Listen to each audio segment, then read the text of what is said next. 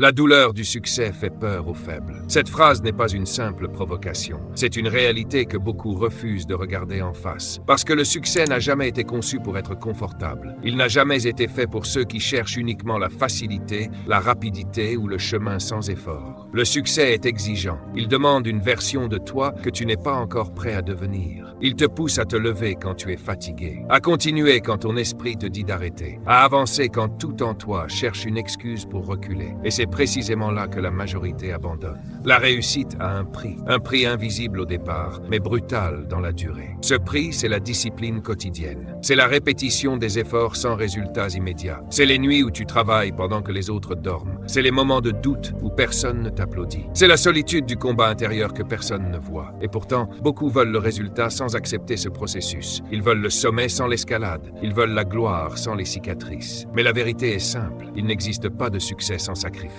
Et maintenant, la vraie question se pose. Es-tu prêt à payer ce prix ou juste à rêver? Parce que rêver est gratuit. Mais devenir quelqu'un, ça a un coût. Le vrai problème n'est pas le manque de rêve. Ce n'est pas le manque d'ambition. Aujourd'hui, presque tout le monde veut quelque chose de grand. Plus d'argent, un meilleur corps, plus de liberté, du succès, de la reconnaissance. Sur le papier, les désirs sont puissants. Mais dans la réalité, il y a un décalage brutal entre ce que les gens veulent et ce qu'ils sont prêts à faire. Parce que ce que la majorité refuse, ce n'est pas l'objectif, c'est le chemin. Ils veulent le résultat, mais sans le processus. Ils veulent la transformation, mais sans la douleur qui l'accompagne. Ils veulent la réussite, mais sans les heures de travail invisibles, sans la discipline quotidienne, sans les sacrifices répétés. La discipline est souvent mal comprise. C'est pas une motivation constante. C'est pas un état d'esprit inspiré. C'est une décision froide. Une décision de continuer même quand tu n'as aucune envie de continuer. Et c'est exactement là que la plupart échouent. La répétition est encore plus difficile à accepter parce qu'elle est silencieuse. Elle n'applaudit pas. Elle ne donne pas de résultats immédiats. Elle te force à refaire la même chose encore et encore sans garantie de récompense rapide.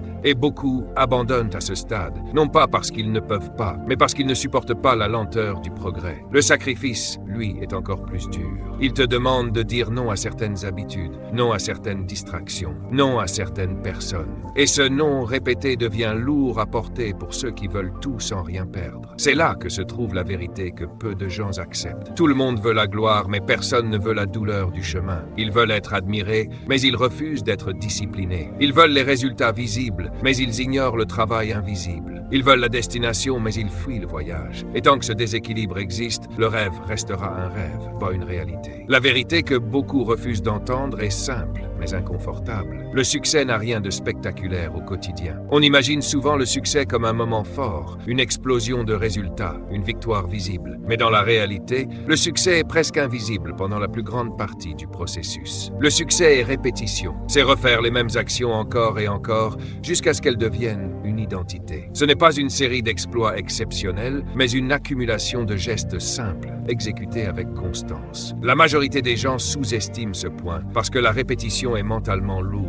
Elle donne l'impression de ne pas avancer, alors qu'en réalité, c'est exactement là que tout se construit. Le succès est aussi une forme d'ennui contrôlé. C'est une vérité que peu de personnes acceptent. Faire la même chose chaque jour, améliorer les mêmes bases, corriger les mêmes erreurs, répéter les mêmes efforts. Ce n'est pas excitant, ce n'est pas motivant, ce n'est pas viral, mais c'est efficace. Et c'est précisément ce que beaucoup fuient, parce que leur esprit cherche constamment la nouveauté plutôt que la constance. Le succès est enfin une discipline quotidienne, pas une discipline occasionnelle, pas une discipline quand on est inspiré, une discipline qui s'applique même quand les émotions ne suivent pas, même quand l'énergie est basse, même quand personne ne regarde. C'est dans ces moments que tout se joue, s'entraîner quand personne ne regarde, quand il n'y a pas de public, pas de reconnaissance, pas de validation, juste toi et tes standards. Travailler quand on est fatigué, pas parce que tu en as envie, mais parce que tu comprends que tes objectifs ne dépendent pas de ton confort. Continuer quand la motivation disparaît, parce que la motivation n'est pas fiable, elle monte, elle descend, elle disparaît. Et si tu dépends d'elle, tu abandonneras tôt ou tard. C'est là que se trouve la ligne de séparation entre ceux qui réussissent et ceux qui restent bloqués dans l'intention. Le succès ne demande pas que tu sois exceptionnel chaque jour, il demande que tu sois constant chaque jour. Et c'est précisément ce que la plupart des gens ne sont pas prêts à accepter. La motivation commence tout, mais seule la discipline finit le travail. La vraie raison pour laquelle les gens abandonnent n'est pas mystérieuse. Elle est même assez simple, mais difficile à accepter parce qu'elle remet en question leur perception du succès. La première raison, c'est qu'ils sous-estiment la douleur du processus. Au départ, tout semble motivant. L'idée du succès, du changement, de la transformation donne de l'énergie. Mais très vite, la réalité arrive. La fatigue, la répétition, les efforts invisibles, les résultats qui tardent. Et c'est là que beaucoup découvrent quelque chose qu'ils n'avaient pas anticipé. Le chemin est plus dur que prévu. Ils pensaient pouvoir supporter, mais ils n'avaient pas mesuré l'intensité de la constance nécessaire. La deuxième raison, c'est qu'ils surestiment leur motivation. La motivation est souvent confondue avec la capacité à réussir.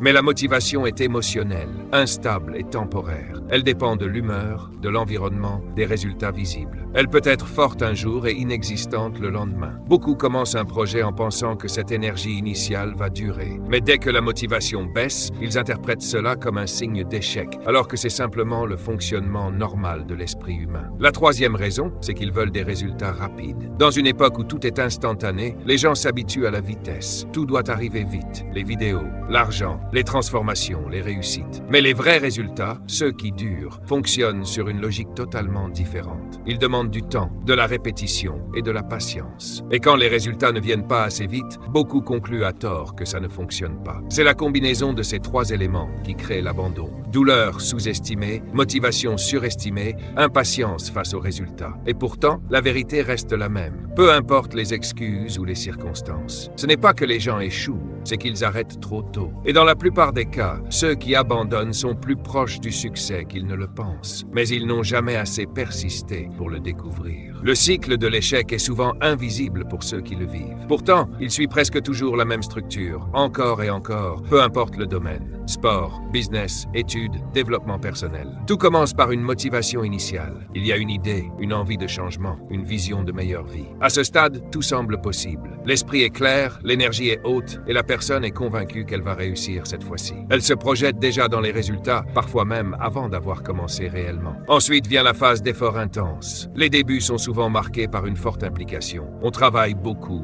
on s'investit, on fait des sacrifices temporaires. C'est la phase où l'on veut tout changer vite. On compense l'ancien manque d'action par une surintensité. Mais cette intensité n'est pas toujours soutenable sur le long terme. Puis arrive inévitablement la douleur et la fatigue. Le corps et l'esprit commencent à ressentir la charge. Les résultats ne sont pas encore visibles, mais l'effort, lui, est bien réel. La routine devient lourde, la répétition devient monotone. Et ce qui était excitant au départ commence à devenir pesant. C'est ici que beaucoup commencent à douter du processus. Le doute s'installe, des questions apparaissent. Est-ce que ça marche vraiment? Est-ce que je suis fait pour ça? Pourquoi les autres réussissent plus vite? Le mental commence à comparer, à analyser, à remettre en question. Et plus le doute grandit, plus l'énergie diminue. La perception du progrès devient floue. Enfin, arrive l'abandon. Pas toujours brutal, parfois progressif. On ralentit, on reporte, on espace les efforts, puis on arrête complètement. Et pour se rassurer, on se dit que c'était pas le bon moment, pas la bonne méthode, ou pas le bon projet. Et le plus intéressant, c'est ce qui se passe ensuite. La personne recommence ailleurs. Un nouveau projet, une nouvelle idée, une nouvelle motivation. Et le cycle reprend exactement de la manière.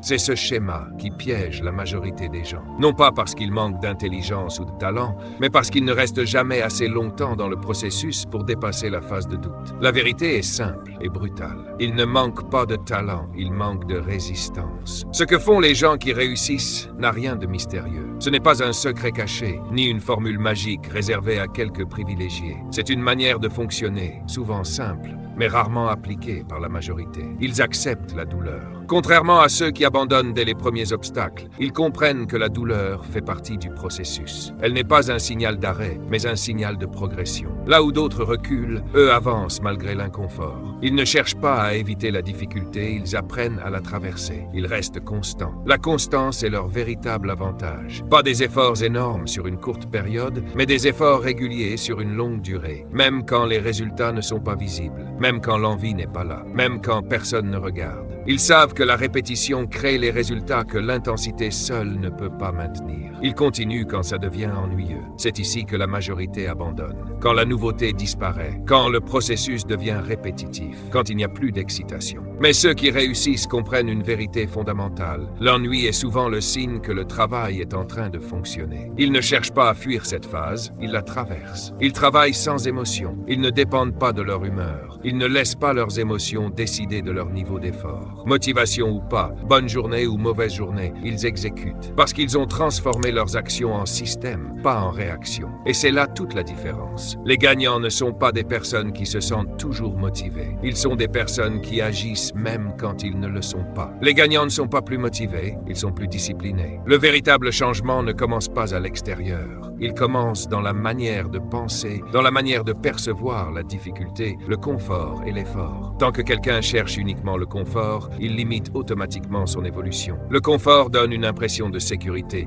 mais il fige la progression. Il maintient dans une zone où rien de profond ne se transforme. Le succès, lui, demande de sortir de cette zone encore et encore. Le premier changement de mentalité, c'est d'arrêter de fuir l'inconfort. L'inconfort n'est pas un ennemi, c'est un indicateur de croissance. Chaque situation difficile contient une opportunité de développement. Mais tant que le cerveau associe douleur à danger, il pousse à éviter ce qui est pourtant nécessaire à l'évolution. Le deuxième changement, c'est d'accepter la répétition. Beaucoup veulent des résultats différents sans accepter de répéter les mêmes actions fondamentales. Pourtant, toute compétence, toute réussite repose sur des bases répétées des milliers de fois. La répétition n'est pas une perte de temps, c'est la construction invisible de la maîtrise. Le troisième changement, c'est de normaliser la difficulté. La difficulté n'est pas une exception dans le parcours du succès, elle est la règle. Attendre que tout soit facile, fluide et motivant en permanence, c'est une illusion. Ceux qui réussissent ne vivent pas une vie sans problème. Ils vivent une vie où les problèmes sont devenus normaux. Quand ce changement de perception s'installe, quelque chose se transforme profondément. Ce qui semblait être des obstacles devient des étapes. Et c'est à ce moment-là qu'une question devient inévitable. Et si la douleur que tu évites était exactement le prix de ta liberté? Tout ramène toujours à la même réalité. Les gens n'abandonnent pas parce qu'ils sont incapables. Ils abandonnent parce qu'ils fuient la douleur du processus. Au départ, tout le monde veut changer sa vie. Tout le monde veut réussir, évoluer, atteindre un autre niveau. Mais très peu sont prêts à rester dans le feu assez longtemps pour être transformés par lui. La différence n'est pas le talent, ce n'est pas les opportunités, ce n'est même pas le contexte. La différence, c'est la capacité à supporter ce qui est inconfortable sans reculer. Le succès appartient à ceux qui acceptent la douleur, pas à ceux qui l'évitent. À ceux qui comprennent que la répétition, la fatigue, le doute et l'ennui ne sont pas des signes d'échec, mais des étapes normales du processus. Pendant que certains s'arrêtent dès que ça devient difficile, d'autres continuent, encore et encore, jusqu'à ce que le résultat apparaisse. C'est pour cela que les résultats semblent parfois injustes de l'extérieur. Mais ils ne le sont pas. Ils sont simplement le reflet de ce que chacun a été prêt à endurer et à maintenir dans le temps. Au final, tout se résume à une seule chose, la résistance. La capacité à rester dans le processus quand tout pousse à arrêter. Et c'est là que la vérité devient claire, presque brutale, mais nécessaire. La douleur du succès fait peur aux faibles, mais elle forge les forts.